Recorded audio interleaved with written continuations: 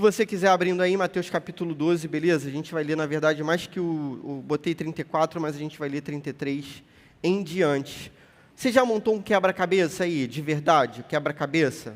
Pô, quem curte aí quebra-cabeça? Alguém? Uma pessoa. Eu gosto, cara, de quebra-cabeça. Aí, quando eu vou nessas lojas de brinquedo, com os meus filhos, eu fico... Eu não vou sozinho não, beleza, galera? Eu vou com os meus filhos. Aí eu fico tentando induzi-los a comprar quebra-cabeça, que eu acho legal demais, é uma parada legal. Nem sempre eles curtem muito, não. Mas quando a gente consegue parar para montar, cara, pô, é muito legal. Aí, quando eu estava com muita dificuldade de montar um quebra-cabeça lá, eu fiz, né, o que todo mundo deve fazer, que é buscar um tutorial na internet sobre montagem de quebra-cabeça. E eu percebi que existe, na verdade, um macete, assim, uma lógica para você montar o quebra-cabeça. Não sei se você sabe disso. Talvez por isso que você não curta quebra-cabeças, porque você, tipo assim, não sabia que tinha uma lógica ali para você fazer. Qual é a lógica? O ideal mesmo é você fazer primeiro a moldura, entendeu? A parte de fora. E como é que você vai saber qual é a parte de fora? Ah, porque a pecinha fica reta. Na parte de fora, a pecinha fica reta. Aí você dá uma olhadinha assim, e essa peça é reta, separa. Essa daqui é reta, separa. E aí daqui a pouco você vai percebendo que você consegue montar aquele primeiro caminho, tonalidade de cores, isso tudo é importante. Tudo bem? Muita paciência. Primeiro você tem que desvirar todas as peças. E aí depois que você montar a moldura, você vai partindo para o meio. Geralmente o meio é mais difícil. Quando tem esse negócio de céu também, é difícil, cara, porque tudo azul igual, e aí todas as peças parecem a mesma coisa e nada encaixa, e você fica naquele desespero. Quando você tem 2 filhos pequenos como eu, né, coisa que vocês não têm, cara, se torna mais difícil ainda, porque meus filhos ainda montam errado, e eu fico, né, tentando controlar aquela montagem errada deles, e montando o meu ao mesmo tempo, e fingindo que eu estou montando com eles e não estou montando sozinho. Que a parada mesmo é que eu estou montando sozinho. Beleza, mas aí eu tenho que botar eles para participar também. Afinal, o quebra-cabeça é deles, eles que compraram na loja, apesar da minha indução. Saca só, por mais que a gente comece pela ponta, tem uma hora que a gente tem que chegar no centro da parada, no centro do quebra-cabeças. Você tem que colocar até a última peça.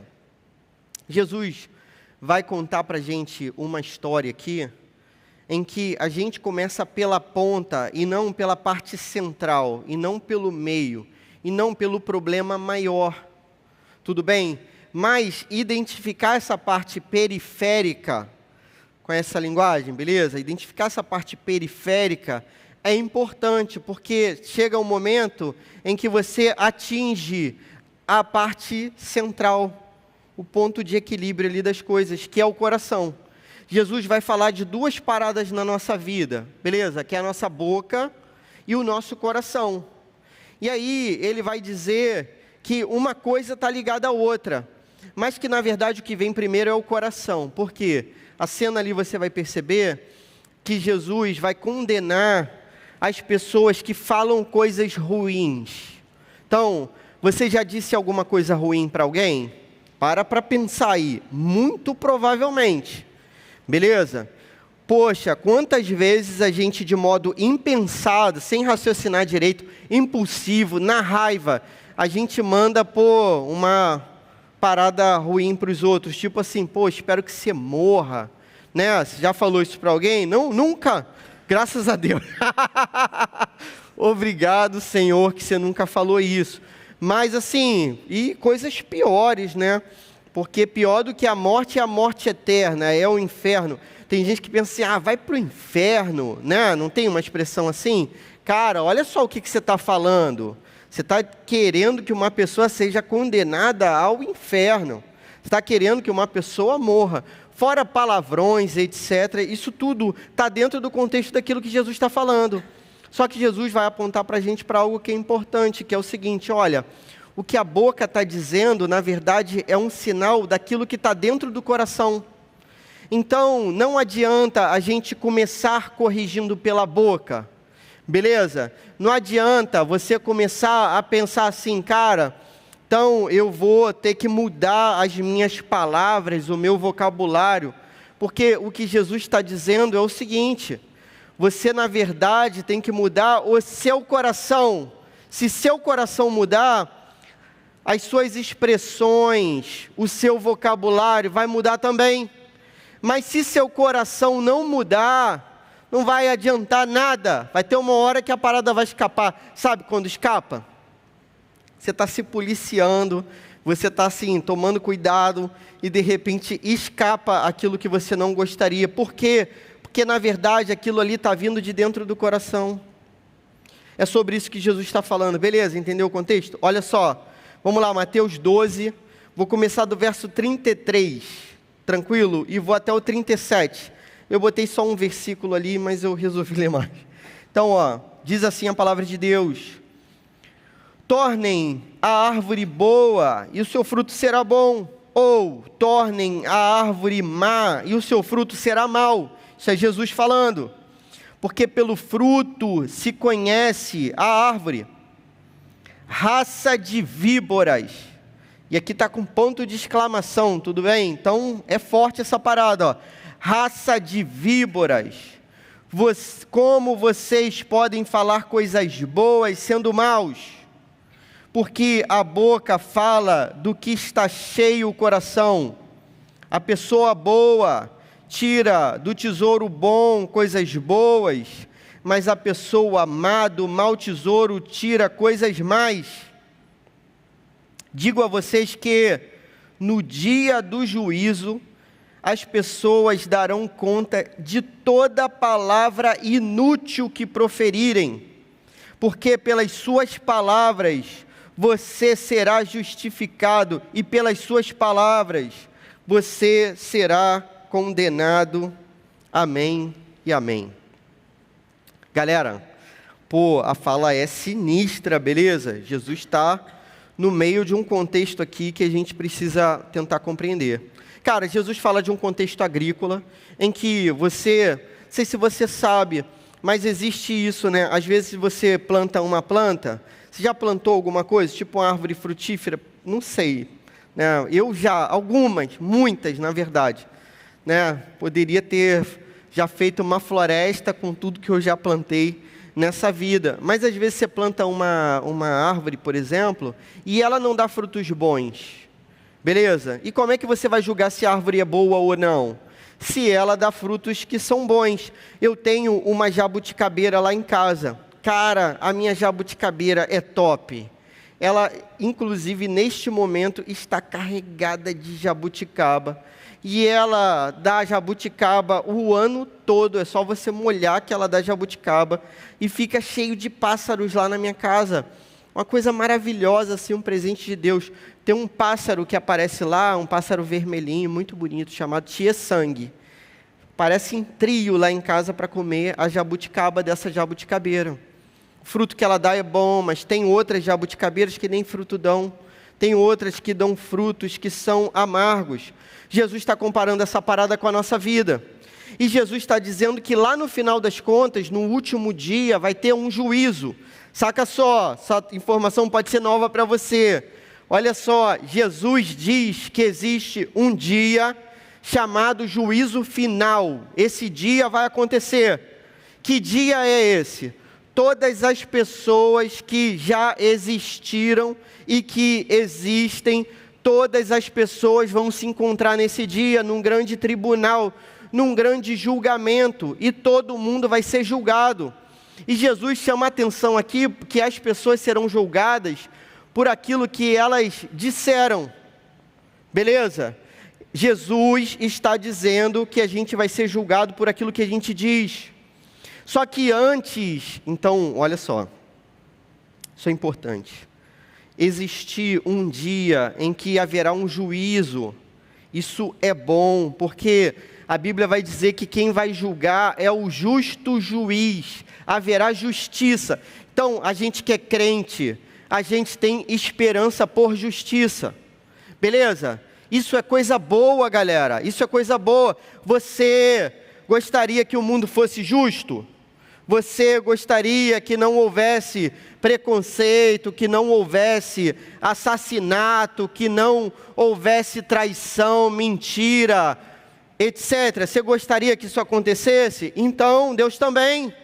Deus vai fazer justiça, e depois dessa justiça haverá um mundo perfeito, sem dor, sem morte, sem sofrimento, sem doença, sem mentira, sem preconceito, sem assassinato, sem nada disso.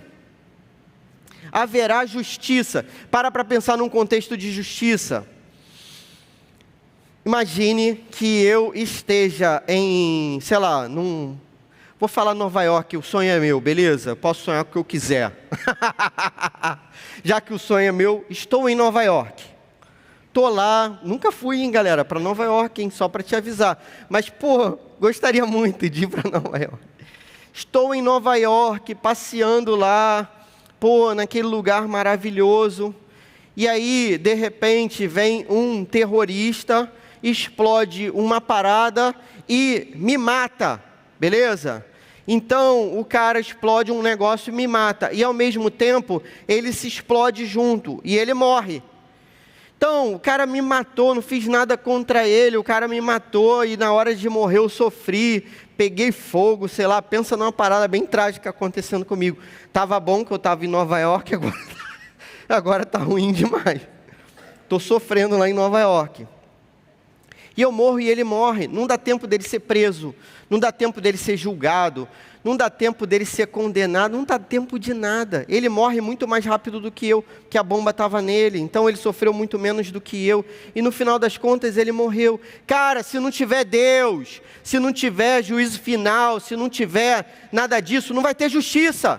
Para esse cara não vai ter justiça nem para mim. Então, ter um dia de juízo em que todo mundo presta contas diante de Deus é bom. Só que Jesus está dizendo que a gente vai prestar conta daquilo que a gente fala. E isso é complicado para a gente.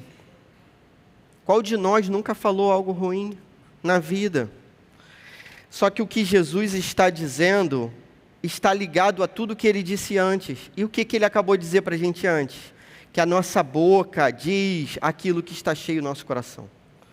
Então, a gente não vai ser necessariamente condenado por aquilo que a gente diz, porque aquilo que a gente diz é a ponta do quebra-cabeça, beleza? Aquilo que a gente diz é só um sintoma da nossa doença, mas a nossa doença está dentro do nosso próprio coração.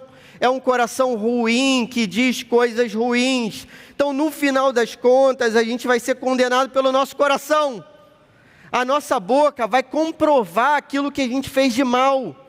A nossa boca, nesse processo, nesse dia de julgamento, a nossa boca vai ser só a prova daquilo que era o nosso coração, que era um coração voltado para o mal.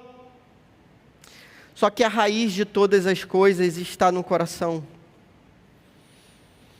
Qual a lição que esse texto traz para a gente? Única que eu gostaria de destacar.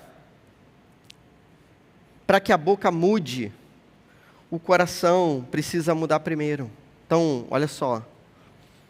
Se eu estou com dor de cabeça, a dor de cabeça não é a minha doença, beleza? A minha doença é outra coisa, que provoca a dor de cabeça. Então, eu posso até combater a dor de cabeça, mas o certo é eu entender, cara, o que está me dando dor de cabeça? Algum tipo de crise que eu tenha, de alergia que eu tenha, algum tipo de irritação. E é o que está acontecendo que me gera aquela dor de cabeça? A dor de cabeça aqui é a boca. O coração é a doença em si. É o coração que precisa ser tratado. O que Jesus está dizendo para a gente não é assim, cara, então, se o problema é o coração, eu posso falar a bobagem que eu quiser, eu posso falar a coisa errada que eu quiser, e aí, mas meu coração está limpinho. Não é assim não. Jesus está dizendo que uma coisa está totalmente relacionada à outra. Quando você considera a boca, considera, cara, tudo que serve para você expressar. Beleza? É sobre isso que Jesus está falando. Então, as bobagens que a gente até semana passada escrevia no Twitter, que agora não tem mais... Agora não pode mais acessar o Twitter. Então, as bobagens que a gente coloca lá no TikTok, as bobagens que a gente escreve no Instagram, ou sei lá que mídia social que você usa. Sei nem as que existem, assim, estou totalmente por fora, desatualizado. Mas isso tudo que a gente usa para expressar, o grupinho do WhatsApp no qual a gente faz parte para falar mal, dos professores da nossa escola. É claro que nessa parada da boca, Jesus está condenando, todo palavrão que a gente fala. Você acha, meu irmão, que Jesus falaria um palavrão? Você acha isso? E aí você vai lá, todo mundo sabe que você é crente. Agora que a parada vai ficar... Agora a parada vai ficar difícil. Para os crentes, beleza? Você está chegando aqui pela primeira vez? Respira fundo aí, tá tranquilo para você. Para a galera de casa agora. Para a galera de casa. Quem é daqui? Meu irmão, você acha que Jesus vai postar aquela postagem que você faz lá daquela foto com aquela música falando palavrão, na internet? Por mais que a música pareça ser legal, mas a música fala palavrão, você acha que, Jesus vai ouvir esse trapper aí que você ouve, essa baixaria toda que você curte? Você acha? Claro que não, cara, claro que não. O que Jesus está dizendo? Porque o coração de Jesus é puro. Como é que eu sei disso? Clóvis, como é que você sabe disso? Porque o coração de Jesus é puro. O coração de Jesus é santo. Então, quem tem um coração santo não vai colocar uma baixaria. Ainda que seja com palavras, por mais que você pense assim, que seja bobeira, para Jesus não é. Ele está destacando isso. E ele está dizendo que no dia do juízo isso vai ser levado em consideração. Consegue entender? Se você ainda está no meio da galera da escola falando palavrão, para você assim, ser meio descolado, ser aceito e tal, cara, infelizmente você está demonstrando que o seu coração não está em Jesus Cristo. Eu tenho, cara, assim, sendo sincero com vocês, tenho evitado, todo tipo de coisa que tenha palavrão. Graças a Deus eu não falo palavrão. A partir do momento que eu me converti, quando eu tinha 15 anos, Jesus entrou na minha vida. E eu percebi que olhar para Jesus e falar a palavra de Deus era muito melhor do que falar palavrão. Beleza? Então essa parada aí, saiu do meu coração, saiu da minha vida. Eu luto com outras paradas, né? Mas graças a Deus não falo palavrões.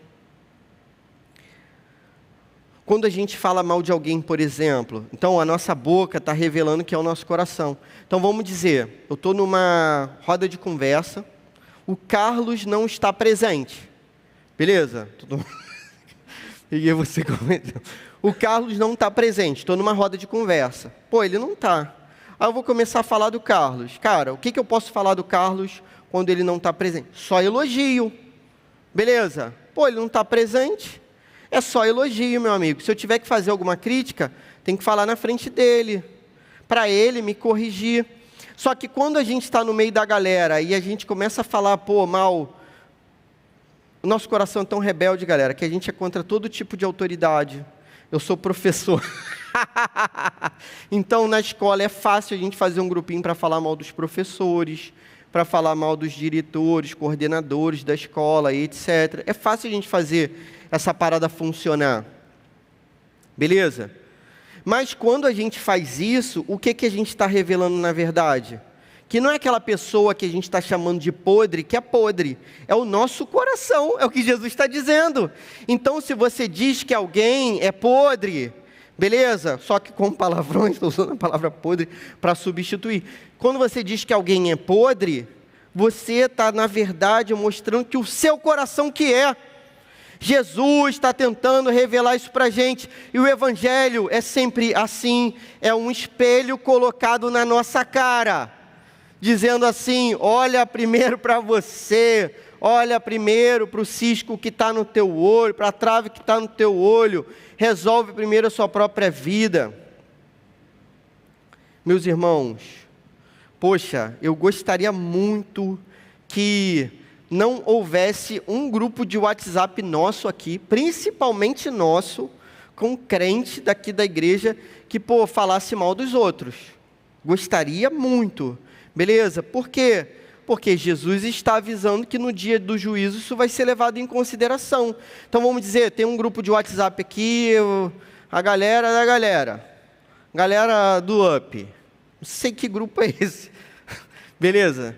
E aí, nesse grupo, pô, a gente fala mal de fulaninho, de fulaninha. Cara, então, se esse grupo existe, pô, cara, tá revelando que, na verdade, não é fulaninho e fulaninha que tem defeito, é a gente que tem. É a gente que tem. É a gente que tem que ser transformado na verdade. Então, no fim das contas, as palavras são importantes, porque, na verdade, elas revelam aquilo que está dentro do nosso coração. E Jesus está avisando para a gente que, se o nosso coração não muda, as nossas palavras não mudam também. Qual é a solução para isso tudo na nossa vida e na nossa história? A solução, galera, é que o nosso coração seja cheio do Espírito Santo, seja cheio de Deus, seja cheio da bondade de Deus, da santidade de Deus.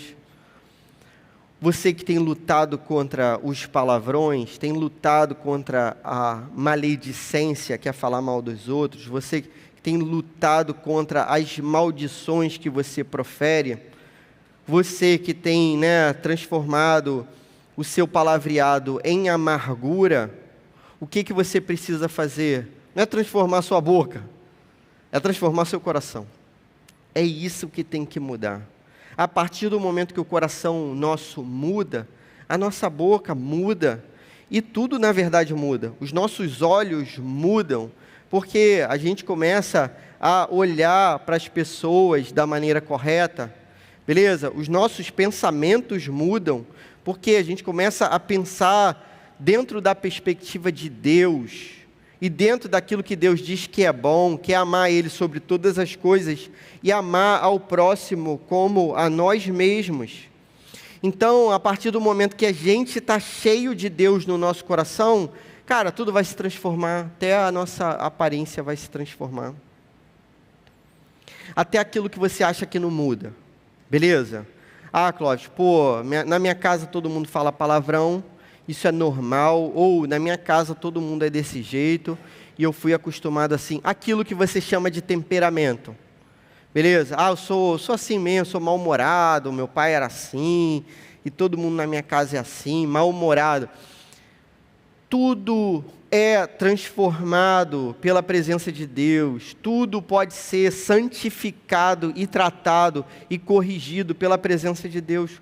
Tudo, galera. Até a nossa sexualidade, que é coisa que a gente não quer tocar, não é isso? Principalmente nos dias atuais. Tudo, cara, quando Jesus entra na nossa vida, Ele mexe em tudo, Ele muda tudo. E não é uma parada forçada, beleza? É uma parada que acontece, que você se alegra. Então essa é a parada. Quando Jesus entrou no meu coração, Ele foi corrigindo a minha história, e eu me alegrava nisso, isso era maravilhoso, e eu tinha prazer nisso, e mais prazer em fazer a vontade dEle do que em fazer a minha própria vontade, que era sempre voltada para fazer o mal. Como que a gente vive essa parada? Como que a gente aplica isso à nossa vida? Então, a gente entendeu que, na verdade, não é a boca que tem que mudar, é o coração que tem que mudar. E o coração mudando, não é só a boca que vai mudar, todas as coisas vão mudar também. Beleza? Como que a gente aplica essa parada na nossa vida? Primeira aplicação, encha seu coração da santidade de Deus e verá que toda a sua vida vai mudar. Então, cara, encher o seu coração da santidade de Deus. Como é que você faz isso? Ora. Começa a conversar com Deus, cara, no seu cotidiano. Começa a pedir para Ele auxílio, sabedoria, dons espirituais. Começa a pedir para que o Espírito Santo te visite, te dê experiências. Você já reparou que quando você volta dos acampamentos que a gente faz, dos retiros que a gente faz, você volta muito melhor? Por que você volta melhor? Porque você virou um policial?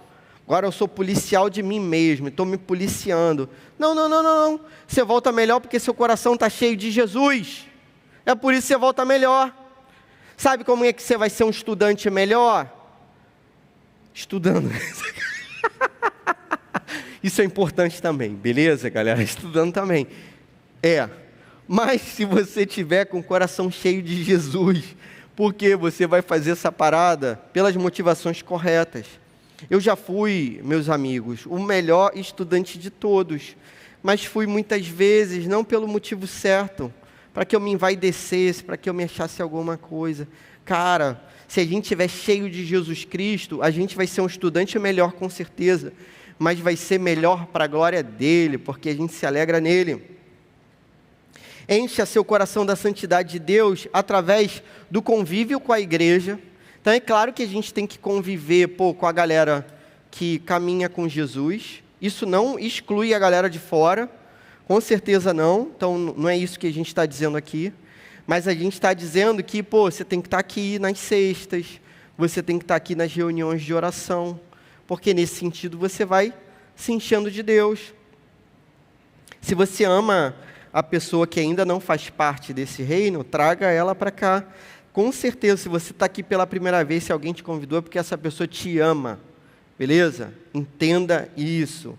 Pessoa que te chamou hoje para você vir aqui, essa pessoa ama você, gosta de você, tem muito apreço por você e quer que você experimente o melhor dessa vida. Encha seu coração da santidade de Deus através da palavra de Deus. Então, cara, mergulha nessa parada. Começa a conhecer esse Deus, o que esse Deus fala, o que esse Deus diz que é bom, por que esse Deus me ama desse jeito, a ponto de entregar seu próprio filho para me salvar. Então, mergulhe na palavra de Deus. Segunda aplicação, louve a Deus nas suas conversas a partir de um coração transformado. Então, galera, ao mesmo tempo que eu estou dizendo que a raiz da coisa está no coração e não está na boca, não significa que a gente não vai prestar atenção nas paradas que a gente fala. Beleza? Não é isso que está sendo colocado aqui. O que está sendo colocado é que o que a boca diz, na verdade, é aquilo de que está cheio o coração. Mas eu tenho que ficar atento. Jesus está chamando a atenção para as coisas que são ditas, porque é um sintoma importante. Se você está com uma coceira, beleza? Você tem que saber qual é a causa da coceira. Deu até vontade de coçar. É só a gente falar de coceira que dá vontade de coçar. Me deu vontade de coçar aqui. Cara, você está com a coceira, você tem que saber, o que resolve essa coceira? Por que eu estou com essa coceira? Mas a coceira é importante, a coceira coça, não coça? A nossa boca, da mesma forma, galera, a gente precisa estar ligado exatamente naquilo que a gente diz, naquilo que a gente faz, nas conversas das quais a gente participa. Se a gente está fazendo aquilo ali para a glória de Deus, nas postagens que a gente faz, para ver se a gente está fazendo aquilo ali para a glória de Deus. A partir do momento que Jesus entrar na nossa história, cara, tudo vai mudar. É necessário nascer de novo, é aquilo que Jesus diz. Poxa, ore, peça a Deus, fala assim: Jesus, entra na minha história, entra no meu coração, muda o meu coração, muda por dentro, que eu vou mudar por fora. Beleza, mas muda por dentro.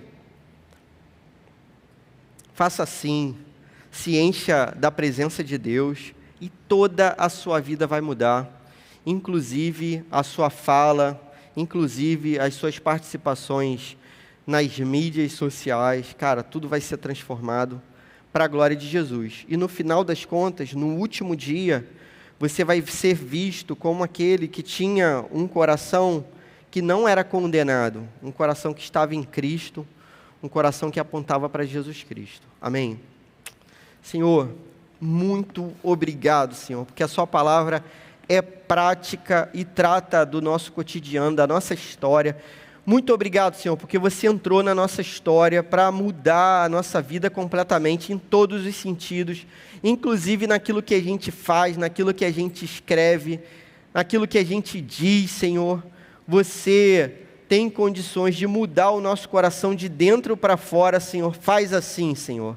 Em nome de Jesus, poxa, não permita que a nossa boca seja uma boca que sirva para a maldição dos outros, para dizer coisas ruins, palavras de morte, Senhor. Livra a gente do mal, Senhor. Muda a nossa história, mudando o nosso coração, Senhor. Enche o nosso coração da Tua presença, do Teu Santo Espírito, para que aquilo que a gente diga, Senhor, que a gente diga para a Tua glória, que seja assim, no nome do Teu Filho Jesus. Amém.